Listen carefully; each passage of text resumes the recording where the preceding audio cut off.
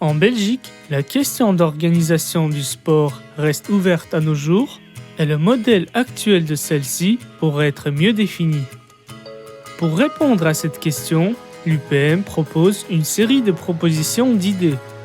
Premièrement, selon les expériences internationales, afin d'obtenir un sport de qualité, l'organisation doit être construite autour des entraîneurs professionnels.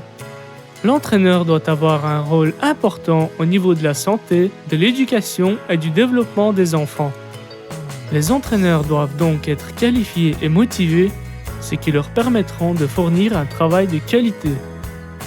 Dans ce contexte, le secteur du sport communal doit créer les conditions optimales pour nos professionnels. Avec notre groupe d'experts d'UPM et le secteur du sport communal, nous pouvons préparer un type de contrat ambitieux pour les entraîneurs compétents et spécialistes dans la méthodologie sportive. Le sport dans une commune sera organisé et dirigé par le secteur du sport communal. Une coordination sera créée entre la commune et l'école de réserve olympique. L'école de réserve olympique est un complexe sportif réunissant plusieurs disciplines d'une catégorie donnée. Par exemple, comme catégorie, nous pouvons citer les sports de combat, sport d'athlétisme, sport de ballon, sport de natation, sport de force, etc. Les infrastructures fournies pour chaque catégorie sportive dépendront des informations cadastrales reçues.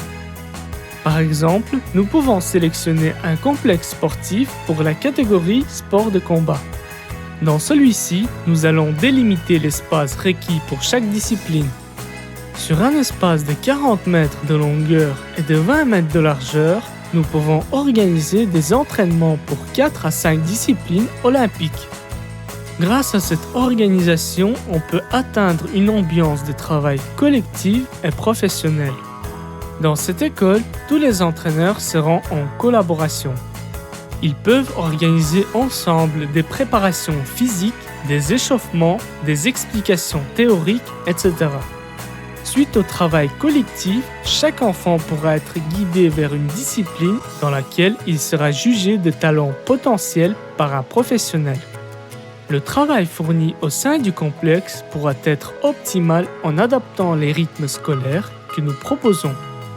Et selon ces rythmes, les entraînements des plus jeunes devront se faire en matin et les entraînements des plus âgés se feront en fin de journée.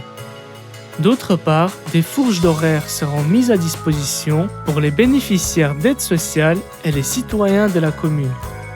Ce complexe sportif est par conséquent chargé de 9h à 21h et le nombre de participants peut atteindre 400 à 500 personnes par jour.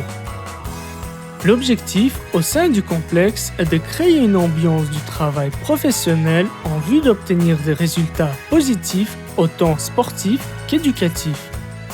La commune en question sera responsable de la coordination, de la gestion et de l'entretien du complexe et du matériel de celui-ci, ce qui va permettre de systématiser et planifier le travail et d'économiser le budget du sport. Des contrats spécialisés seront formés pour l'engagement des 10 entraîneurs par complexe et donc 2 entraîneurs par discipline. D'autre part, seront nécessaires un infirmier, un coordinateur organisateur et un responsable technique du service de nettoyage et de réparation. Les autres questions comme la question du transport, des compétitions, des équipements, de l'assurance, etc.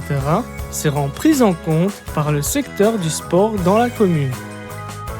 En conclusion, les avantages de ce genre d'organisation sont promouvoir la santé publique et une éducation correcte pour la jeunesse, créer une culture sportive complète, structurée autour des équipes communales encadrant des minimes, des cadets, des juniors et des seniors, obtenir des athlètes de haut niveau dans les communes.